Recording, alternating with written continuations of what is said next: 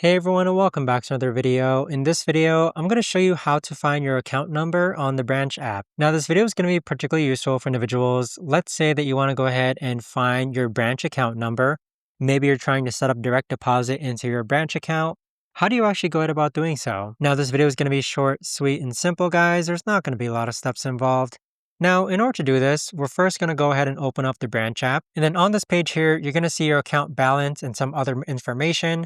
On the top right hand side, you're going to see where it says account. There's a little eye icon over there. Click on that. And then from here, you're going to be able to see your account number. So once you click on view, it's going to go ahead and show you your account number.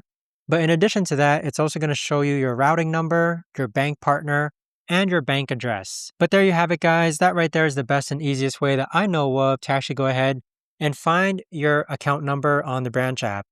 If you guys know of a better or easier way to actually do this, let me know in the comments down below. I would love to know. Thanks so much for watching everyone, and I'll see you guys all in the next video.